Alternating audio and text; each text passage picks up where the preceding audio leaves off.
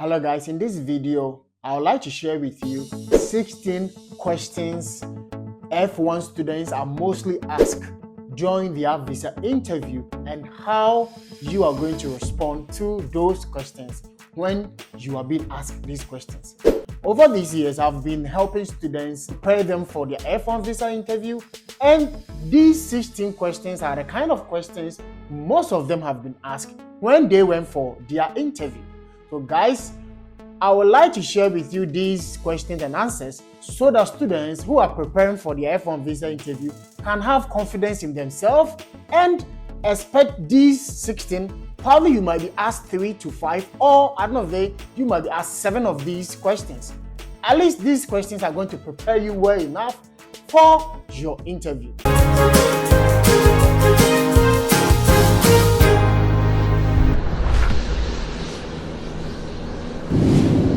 Guys, my name is Joshua and this is JC Consult. We assist students, any traveler who want to travel to any part of the world. If this is something that interests you, kindly subscribe to this channel if you haven't subscribed to this channel. Guys, why are the US Embassy asking or conducting an interview? The US Embassy is conducting an interview based on 3 factors. Number 1, they would like to know your intent to travel to the US. Do you have a genuine intention to travel? That is why mostly when I'm assisting students with their visa application, I involve them in their application so that every information on the visa application, the students will be aware so that when they go for the interview, it wouldn't be anything surprising to them. So that's why you need to consult me to guide you through the visa application, and I am going to let you know why we are doing that. Number 2, they would like to know your financial strength. Why do they not know your financial strength? Not every student coming to the US is coming on a fully funded scholarship. So they would like to know how you're going to pay for your cost of attendance, especially whether you are coming to the interview with a partial scholarship or no scholarship. They want to know the intent, or they want to know the financial strength as to why you will be able to get to their country and pay your fees without being stranded or become a burden to their country. And the third thing is that they also want to prove home ties. They want to prove home ties. How do you prove home ties? When you're talking about home ties, number 1, it can either be a business, probably you have a business back in your home country, or you are married, you have your wife and kids in your home country, or you have a very strong background. Let's say your job, your profession can even be a home tie. You are working with this company and you are taking a study leave to study in the US. And once you're done with your education, you are going to resume the position in that particular office or job. So these are the basic 3 reasons why the US Embassy is conducting an interview. They want to know these 3 intent. That is why they are conducting this interview. So guys, and I also like to share my experience when I also went for my interview. So let's go straight into this video. So question number 1, mostly they ask you, why are you going to the US? This is basically the question that they ask most of the times. Why are you going to the US? And it's very simple. You are going to the US to what? Study your master's degree in a particular field that you are interested in. So for me, I told them that I'm going to the US to study my master's degree in chemistry at Southern Connecticut State University with a concentration in environmental chemistry. It's very simple. So just go straight to the point and give them straight answers. Don't just go around and beat about the bush. Give them straight answers. And number 2, they can ask you, why did you choose this school? So when it comes to why you chose the school, you need to go to the specifics. Don't go around and beat about the bush. Why you chose the school can either be the professor you're going to work with. You send code emails and probably you're able to land on this professor, and this professor is going to give you a research assistantship. You can talk about the professor, the research that you do, and the scholarship the school gave you, probably either through various scholarships and as well as graduate assistantship. You can talk, and why out of the numerous schools you applied, you chose this particular university. There are things that make a particular university stand out. It can either be the class ratio, or class to teacher ratio. You can talk about that and what makes the school unique, or what makes the program in that school very unique. Probably that program is one of the highly ranked programs in the school or in that particular state. So you can talk about that and just go to the specifics. And they can also ask you, why did you choose this program? So for me, I told them that I chose chemistry or masters in chemistry because I already have a background in chemistry from the Kwame Nkrumah University of Science and Technology. So I would like to further my education, one, because currently the job that I'm doing is we conduct research into environmental pollutants. So the reason why you are going to further education is to solve a particular problem. There's research has shown that a lot of people in my community are not having potable water to drink, and this as a result, a lot of affects the people in the community with communicable diseases. So you like to further education to get in-depth knowledge to come home and solve that problem. So we go to school or we choose a particular program in order to solve a particular issue. So I am choosing chemistry with a concentration in environmental chemistry, so that people who have air pollution, water pollution, soil pollution, and other factors or land pollution, we will be able to do have research and solve that problem. So guys, the program you are choosing should be solving a particular problem you have identified in your community.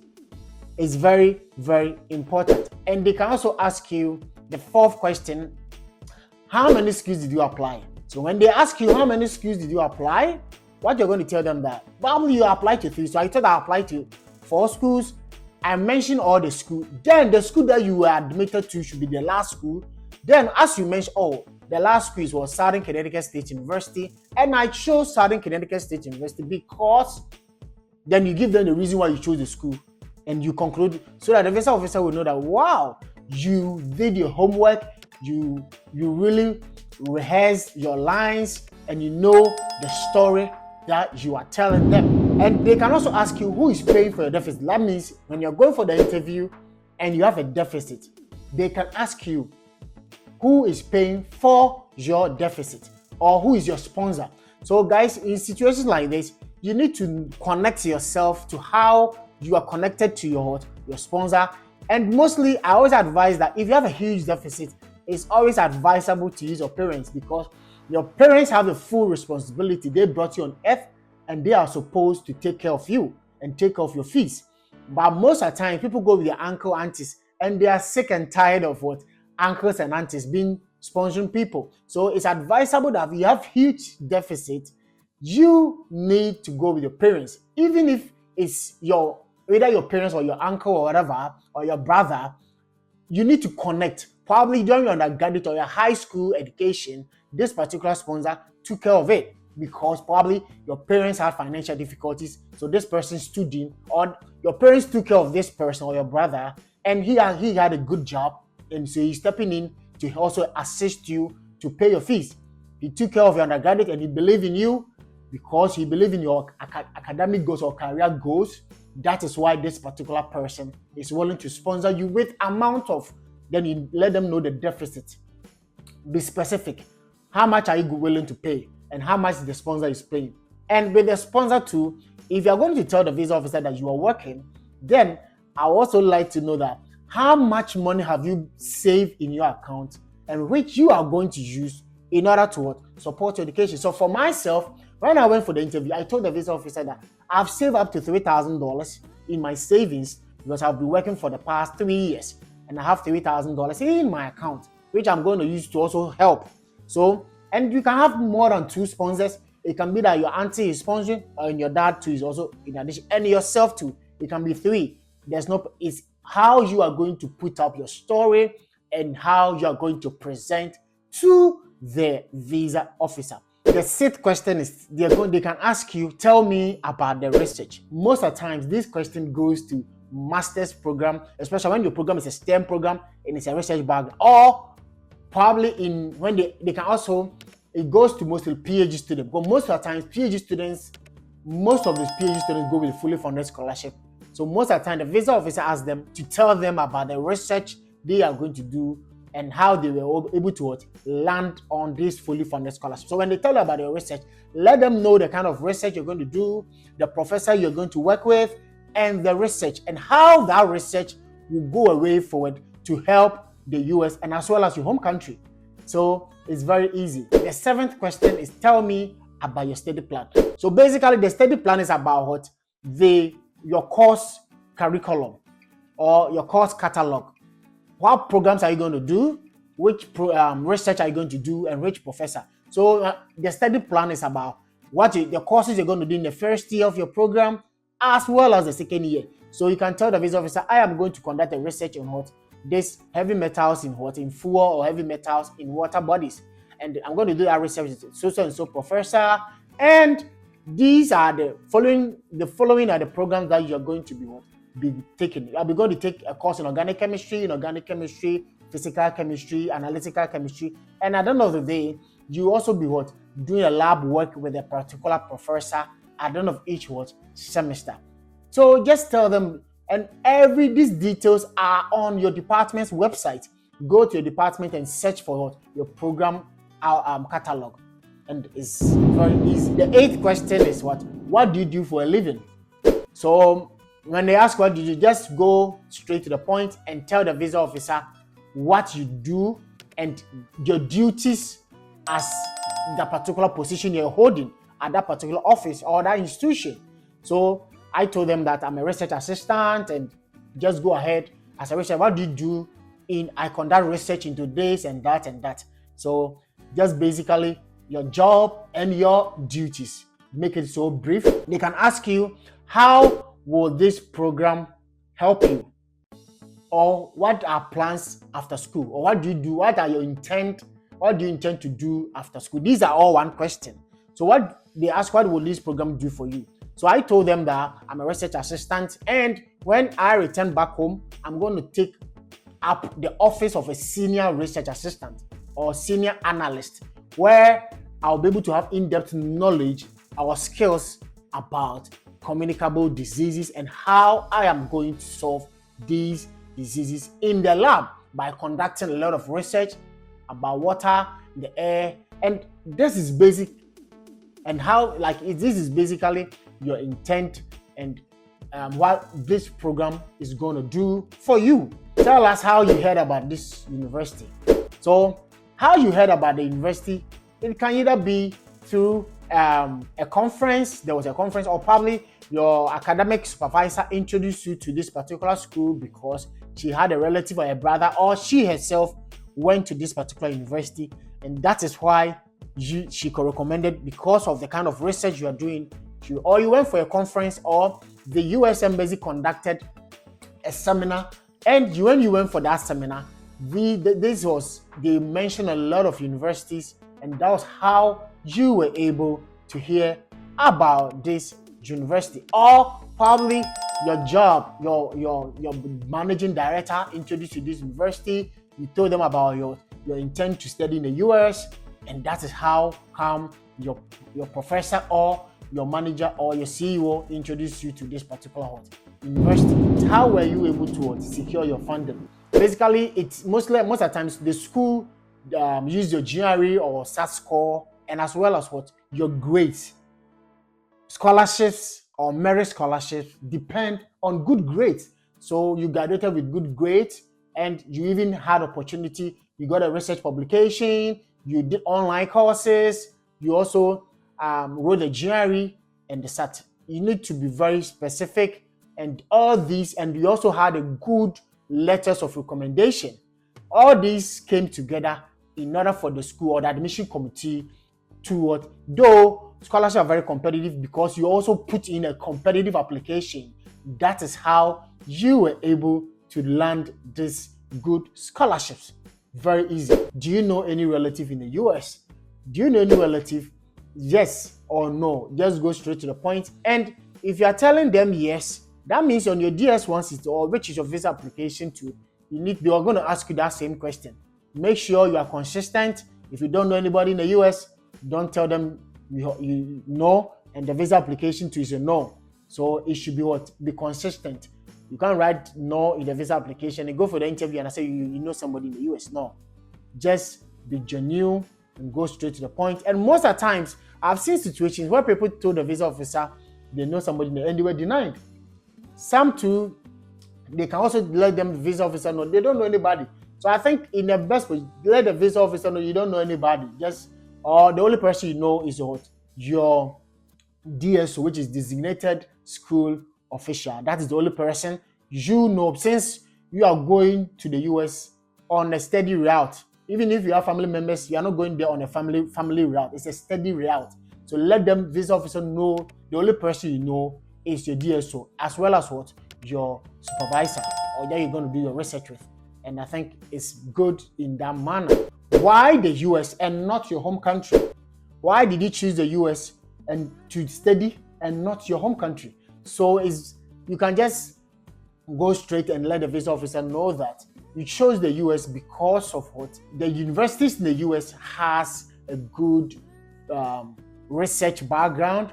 Just go straight to the point that the US or the particular university that you're going to study in has the state-of-the-art laboratory and to conduct research, which probably you would not have the opportunity to study in your home country. And also, universities in the US, the certificates they award are worldly or highly recognized. And when you're applying for jobs, you will make your application stand out and you are going to get opportunities.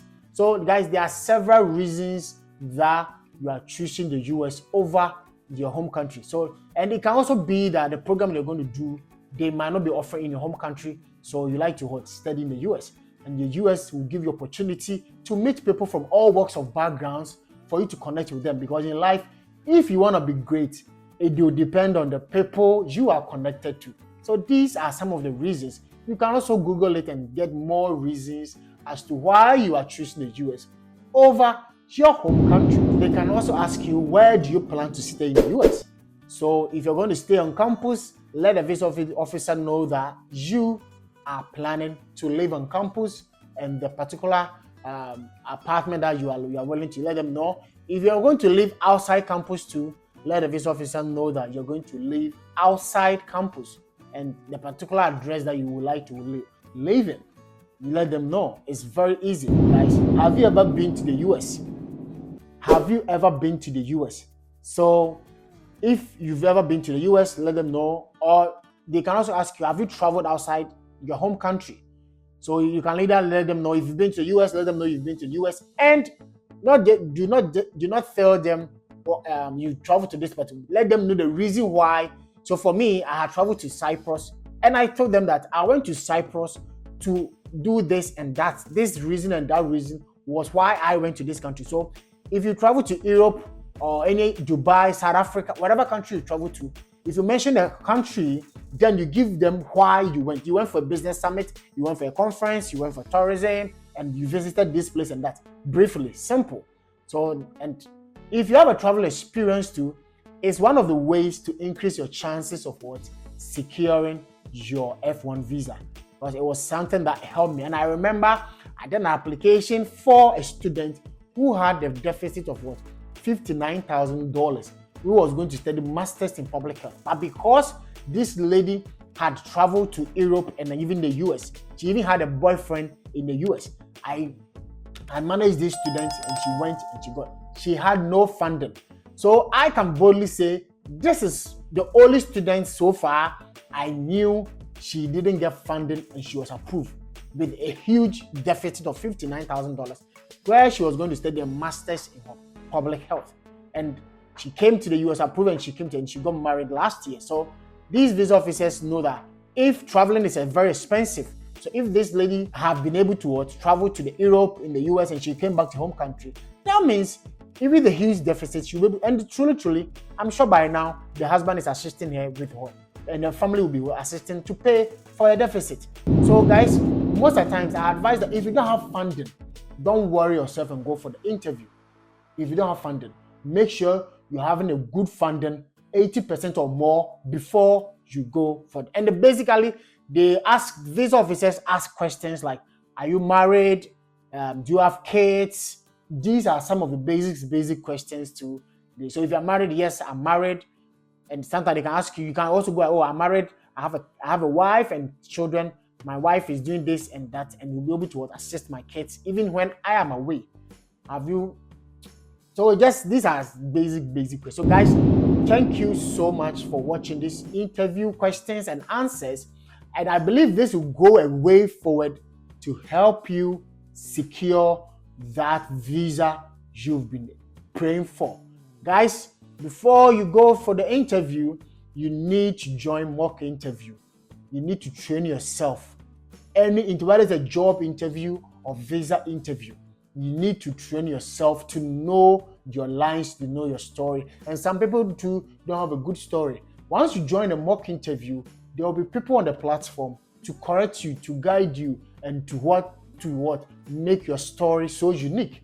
So if you don't have any mock interview sessions you are joining, send me a message on WhatsApp and I'll be willing to allow you to join my mock interview group. We're gonna train you to know your storyline and go for the interview with high confidence and get your visa approved. So thank you guys, and we are 9,000 subscribers. If you are new here, subscribe, hit the notification bell and like this video. Share this video with other students who would also like to also preparing for their visa interview. Guys, I'm gonna see you in my next video. Thank you all for the love and support. I cherish you. I love you. Bye-bye.